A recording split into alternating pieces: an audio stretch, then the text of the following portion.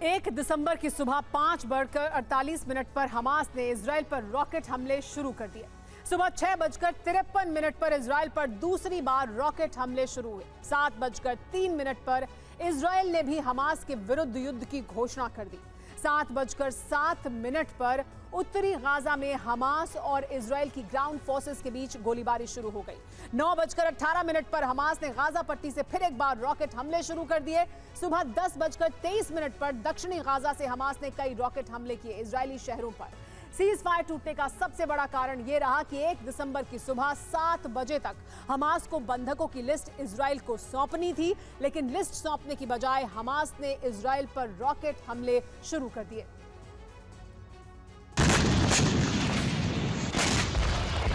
ये वही तस्वीरें हैं जिनकी वजह से सीज फायर भंग हुआ है। हमास ने 1 दिसंबर की सुबह होने से पहले ही गाजा पट्टी से एक साथ कई रॉकेट इजराइल के शहरों पर दागे। इजराइल के आयरन डोम सिस्टम ने हमास के रॉकेट को इंटरसेप्ट करना शुरू कर दिया।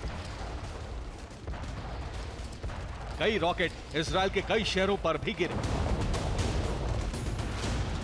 गाजा बॉर्डर से सटे शहरों में हमास के हमलों से बड़ा नुकसान हुआ है, लेकिन सवाल यह है कि अचानक ही हमास ने ऐसा कदम क्यों उठाया जो गाजा के विनाश का कारण बन गया। इसके बारे में कई खुफिया रिपोर्ट हैं और कई कारण भी। सीजफायर के बाद हमास को ताकत जुटाने का मौका मिला है। बीते 7 दिन में हमास ने हथियारों की बड़ी खेप जुटा ली है। सीजफायर के दौरान हमास लड़ाकों की तैनाती कर चुका है। हमास ने गाजा के अंदर ग्राउंड फोर्स को रोकने के लिए ट्रैप लगा दिए हैं। यह हमास के हथियारों का जखीरा है जो जॉर्डन बॉर्डर पर सीज किया गया है। 7 दिन की इस तैयारी के बाद इजराइल पर हमले शुरू कर दिए गए, लेकिन दूसरा चरण शुरू होते ही इजराइल ने घोषणा कर दी है कि हमास के अंत से पहले अब युद्ध नहीं रुकेगा। ואמרתי לו, אנחנו נשבענו, אני נשבעתי, לחסל את החמאס. שום דבר לא יעצור אותנו. אנחנו נמשיך את המלחמה הזאת עד שנשיג את 3 היעדים, לשחרר את כל חטופינו, לחסל את החמאס עד תום. गाजा में खतरे के खात्मे का मतलब है पूरी गाजा पट्टी से हमास का सफाया करना, और इजराइल ने इस लक्ष्य को साधने के लिए गाजा पर बम वर्षा शुरू कर दी है। इजराइल ने गाजा जीतने का प्लान इस नक्शे पर तैयार किया है। आईडीएफ ने गाजा पट्टी को 3000 से ज्यादा ब्लॉक में बांटा है। हर ब्लॉक को एक आइडेंटिफिकेशन नंबर दिया गया है। गाजा के लोगों को कहा गया है कि वो अपने क्षेत्र का नंबर याद रखें।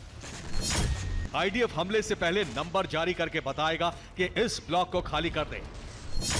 जिस एरिया में जाकर सुरक्षित रह सकते हैं उसका नंबर भी जारी किया जाएगा। इजराइल ने गाजा को ब्लॉक्स में बांटकर हमले शुरू कर दिए हैं, लेकिन इन हमलों से हमास के समर्थक भड़क उठे हैं और इजराइल पर हमले शुरू कर दिए हैं। लेकिन इजराइल ने ऐलान कर दिया है कि वो रुकेगा नहीं।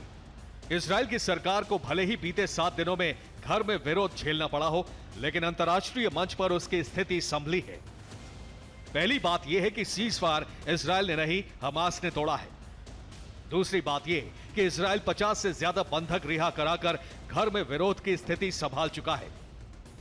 अमेरिका इजराइल के ऑपरेशन का समर्थन कर चुका है। यानी इजराइल के हमले रुकने नहीं वाले हैं, और ऐसे में हमास के समर्थक प्रॉक्सी संगठन इजराइल पर हमला कर सकते हैं। अगर ऐसा हुआ तो अरब के कई देश एक साथ युद्ध की चपेट में होंगे और यहां से विश्व युद्ध की चिंगारी फूट सकती है।